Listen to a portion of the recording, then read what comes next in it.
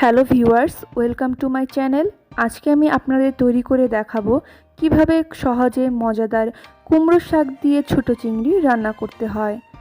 এই কারিটি খেতে খুবই মজা, আপনারা ভাতের সাথে খেয়ে খুবই মজা পাবেন। চলুন দেখে আসি কিভাবে এটি তৈরি করতে হয়। উপকরণ হিসেবে এখানে আমি নিয়ে নিয়েছি ছোট চিংড়ি মাছ, দাঁড়া, মিষ্টি কুমড়ো শাক, পেঁয়াজ কুচি, কাঁচা লঙ্কা এবং আলু। এখানে আমি দুটো আলুকে কেটে নিয়েছি। এখানে আমি ছোট ছোট চিংড়ি মাছ ব্যবহার করেছি। প্রত্যেকটা চিংড়ি মাছের মাথা আমি এখানে ফেলে দিয়েছি। আপনারা চাইলে বড় চিংড়ি মাছও ব্যবহার করতে পারেন। একটি কড়াইয়ে আমি পরিমাণ মতো রান্নার তেল দিয়ে দিলাম। এখন পেঁয়াজ কুচি দিয়ে দিচ্ছি। এখানে আমি বড় সাইজের দেশি পেঁয়াজ ব্যবহার করেছি 3 থেকে 4টি।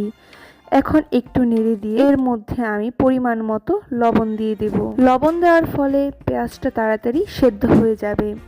এবার আমি পেঁয়াজটাকে নেড়ে ব্রাউন কালার করে নেব। দেখতে পাচ্ছেন ব্রাউন কালার হয়ে গিয়েছে। অবশ্যই খেয়াল রাখতে হবে যেন পেঁয়াজটা এই সময় পুড়ে না যায়। পেঁয়াজটা যাতে পুড়ে না যায় তাই আমি এখানে সামান্য পরিমাণ পানি দিয়ে দিচ্ছি। এখন আমি আবারও একটু নেড়ে দেব। এবার এর মধ্যে আমি দিয়ে দেব 1 টেবিল চামচ পরিমাণ আদা রসুন বাটা। এখন খুব ভালো মতো এটাকে আমি নেড়ে 2 মিনিট কষিয়ে নেব। এবার এর মধ্যে গুঁড়ো মশলা দিয়ে দেব। প্রথমে দিয়ে দিলাম 1 চা চামচ হলুদ, 1 চা চামচ ধনিয়া গুঁড়া। এখন আমি আরেকটু নেড়ে দেব যাতে নিচ দিয়ে লেগে না যায়। এবার এর মধ্যে দিয়ে দেব 1 চা চামচ পরিমাণ হলুদের গুঁড়ো। এবার আমি খুব ভালো মতো এগুলোকে নেড়ে 5 থেকে 6 মিনিট কষিয়ে নেব, যতক্ষণ না পর্যন্ত তেল উপরে উঠে আসছে। অবশ্যই মশলা ভালো মতো কষাতে হবে, তাহলে দেখা যাবে কারির মধ্যে মশলার কাঁচা ভাবটা থেকে যাবে। আমি 2-3 বার পানি দিয়ে এভাবে কষিয়ে নেব।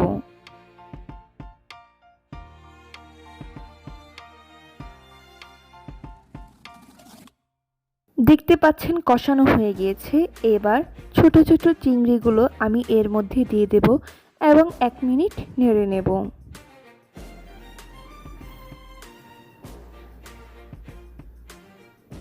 এবার আমি কিউব করে কেটে রাখা আলু দিয়ে দিলাম। এখানে মাঝারি সাইজের 2টি আলু আমি ব্যবহার করেছি। এবার আমি একটু নেড়ে নেব। এখন দিয়ে দিচ্ছি দাঁড়া। আমি 2টি বড় বড় দাঁড়া এখানে ছোট ছোট করে কেটে নিয়েছি। এবার সবজিগুলোকে খুব ভালো মতো আমি কষিয়ে নেব। অল্প একটু পানি দিয়ে দেব যাতে এটা সিদ্ধ হয়ে আসে। তাই আমি আবারও নেড়ে এটাকে ঢাকনা দিয়ে ঢেকে দেব। অবশ্যই খেয়াল রাখতে হবে যাতে নিচ দিয়ে লেগে না যায়।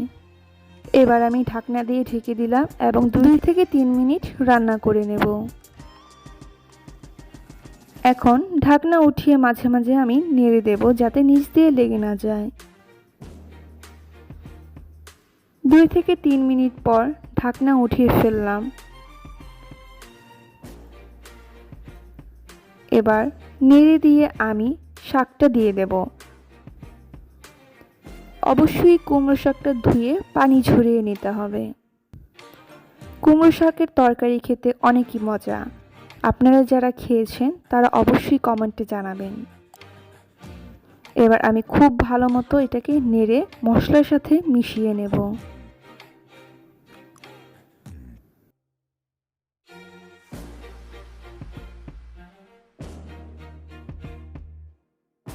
আমার মেশানো হয়ে গিয়েছে। এবার ঢাকনা দিয়ে ঢেকে দিয়ে 2 থেকে 3 মিনিট রান্না করে নিলাম। আমি আবারও নেড়ে দিচ্ছি। এবার পরিমাণ মতো ঝোল দিয়ে দেব। এই তরকারিতে বেশি পরিমাণ ঝোল রাখতে হয় না, তাই আমি পরিমাণ মতো দেখে ঝোল দেব। আমার যদি আরেকটু লাগে তাহলে আমি আরেকটু পানি অ্যাড করব। নেড়ে নেওয়ার পর দেখলাম আমার আরেকটু পানি লাগবে, তাই একটু পানি আমি অ্যাড করে দিলাম। এই পর্যায়ে একটু লবণ লাগবে, তাই আমি লবণ দিয়ে দিলাম। এখন আবারও নেড়ে দেব যাতে লবণটা খুব ভালো মতো মিশে যায়।